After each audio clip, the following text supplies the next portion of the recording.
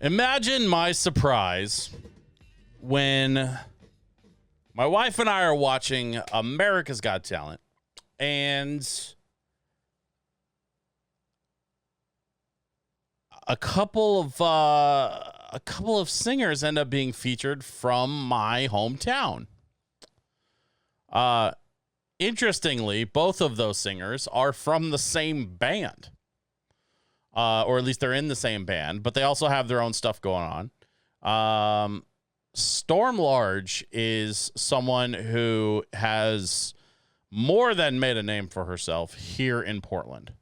As a matter of fact, Storm Large has been on some other national television talent shows over the years, and has certainly had an impressive career in her own right. If you take a look at any of the stuff that's published on YouTube of her performances, you'll see performances all over the world, singing many different styles. She's not only an incredibly talented rock singer, but she's an incredibly talented jazz singer. She's an incredibly talented lounge singer. Like, she can cross styles like very few people can. And so when I found out that she was going to be featured this season on America's Got Talent, I knew two things. One, I knew that she was going to absolutely blow away the judges in her audition, which, spoiler alert, that happened. But also, I knew that she was going to bring something very unique and different to her musical performance on this show, because America's Got Talent does have musicians that get featured because it takes a lot of talent to be a professional musician.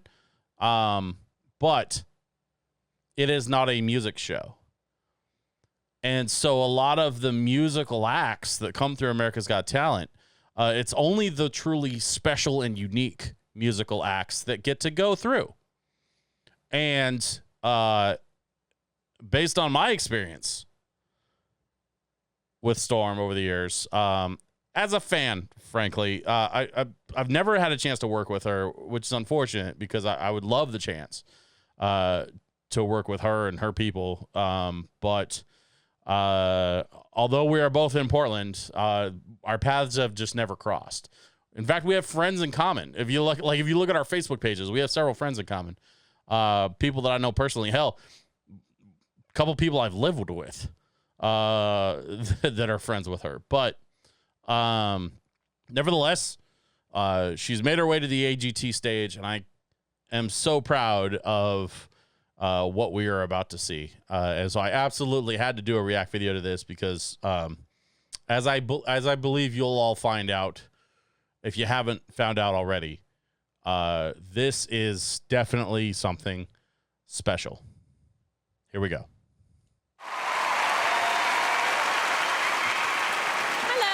Hello.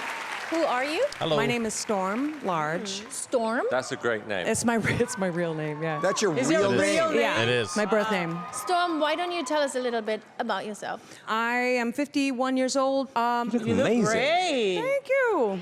Wow. I never would have guessed that. Yeah, I've been a musician for 30 years singing, and this is kind of an enormous, terrifying opportunity. So have we met before? We were so young, Simon. Let's not bring that up. Let's not bring that up. Nice. Well This is my done. very first time coming. Yeah. And it's a huge honor to come cartwheeling into this massive arena. It's just kind of like food for the soul. Yeah. We are all rooting for you. The Thank stage you. is yours. Thank you Good very luck. much. I appreciate it. Thank you.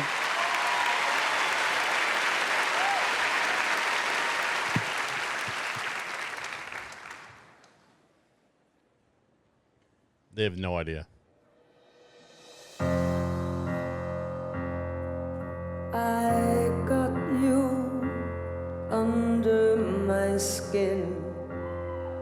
I got you deep in the heart of me. So deep in my heart that you're nearly a part of me. And I got you under my skin. Okay.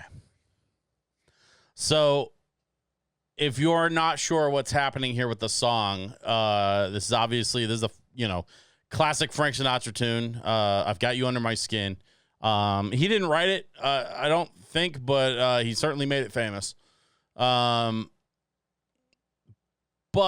the version of the song that everyone's familiar with is in a major key, and Storm here has decided instead to sing it in a minor key. I remember the first time I heard a band do this. There was a band called A Perfect Circle, and they did a minor key cover of the song Imagine by John Lennon.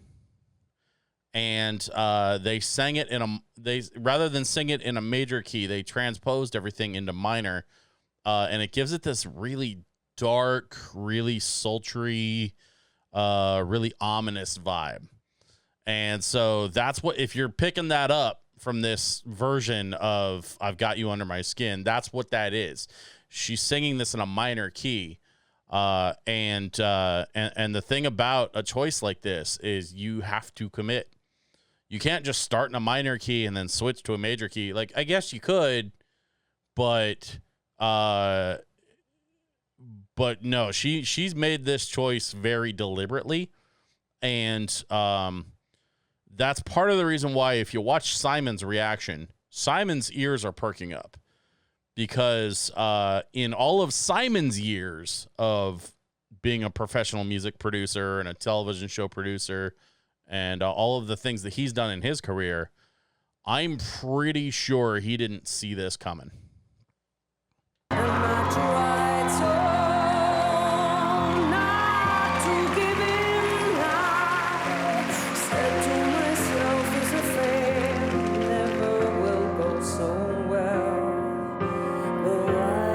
Try to resist when, baby, I know so well that I got you under.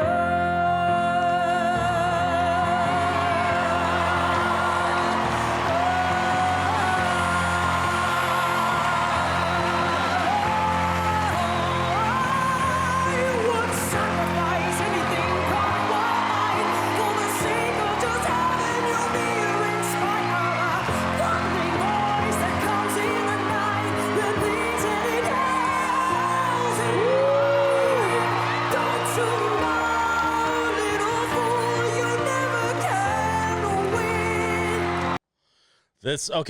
So what she's doing here is so hard to do, and it starts out so subtle, and it starts out so small, and with nothing but a microphone. She's in jeans and sneakers. She has nothing on that stage to help her out. It is her and a mic, and she had to go from very small, very subtle, very tense, to now she's sort of made herself bigger in the room, right? She's made herself bigger. She's made her voice bigger. She's making her whole performance bigger. Again, using nothing but a microphone. That is the sign of a veteran professional entertainer. That is the thing that I've seen millionaire entertainers unable to do. I'm not going to name names, but there are people on the Billboard charts right now that can't do what Storm's doing with just a microphone in front of this audience. And that's part of the reason why the audience, and you can see on the judges, they weren't sure what to make of it at first. But as she gets bigger, and as the performance gets grander, and as her voice gets bigger, now they've made their mind up, and they are absolutely in love with this performance. And you can see it on the faces of the judges. You can hear it in the audience reaction. She's got him. She's halfway through, and she's got him. And now all she has to do is stick the landing. Use your mentality, wake up to reality. Yeah, each time I do just the hell you makes me stop before I begin. No,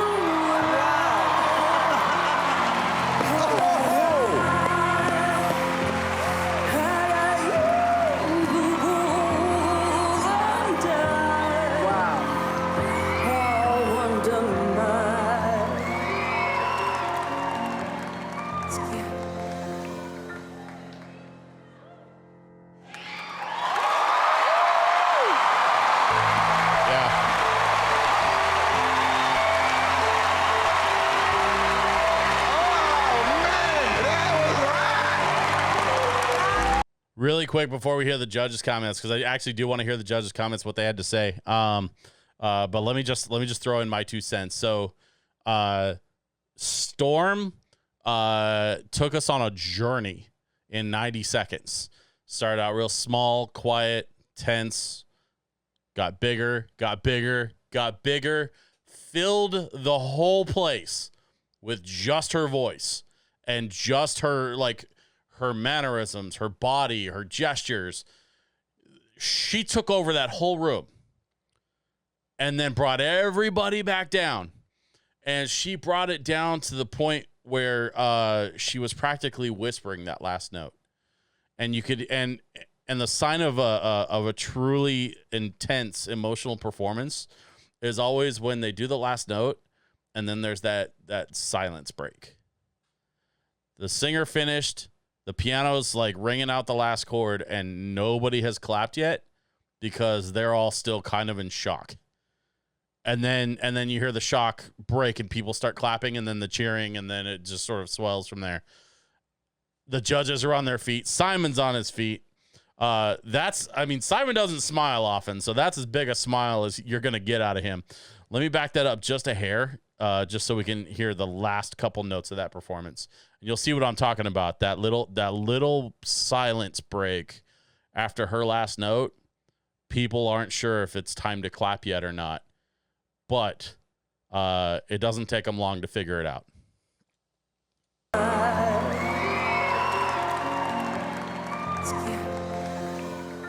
There. Right there.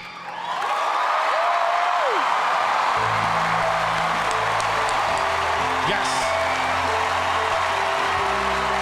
Oh, man, that was right. Portland, Oregon, represent. Oh, okay. They're not going to show the thing. All right. So, I mean, that's that's Storm Large, everybody. Portland's own Storm Large. She's one of many singers, but one of the singers of a local group called Pink Martini. They're a band that's been around a real long time and is incredibly well known here in the Portland area. And although they're known pretty well locally, they tour all over the world. They do a lot. And so it's absolutely no surprise to me that a talent like Storm is working with a group like Pink Martini, because they in and of themselves are an incredibly high level band that performs very high level music, incredibly intricate and nuanced and emotional music that Pink Martini's known for. So listen, if you're familiar with Storm, obviously there's no surprises here. She absolutely destroyed that audition, as I knew she would. I didn't know what she was gonna do, but I knew whatever it was, she was gonna kill it. And of course, I'm pleasantly surprised. And here's the thing: under normal circumstances, I'd be like, hey, give her the gold buzzer, let her go straight to the live rounds. Give her that leg up in the competition. Give her that extra bump into those later rounds or whatever, for the sake of the show. But selfishly, I'm actually a little bit glad that she didn't get a gold buzzer. The only reason being that it means we're going to get more performances from Storm Large. I have no doubt she's going to get through to the live rounds. I would be shocked if she doesn't. But yeah, that's it just means we're going to get some more performances between now and when the live round starts, and that means we get more Storm Large, which I am not going to complain about anytime soon.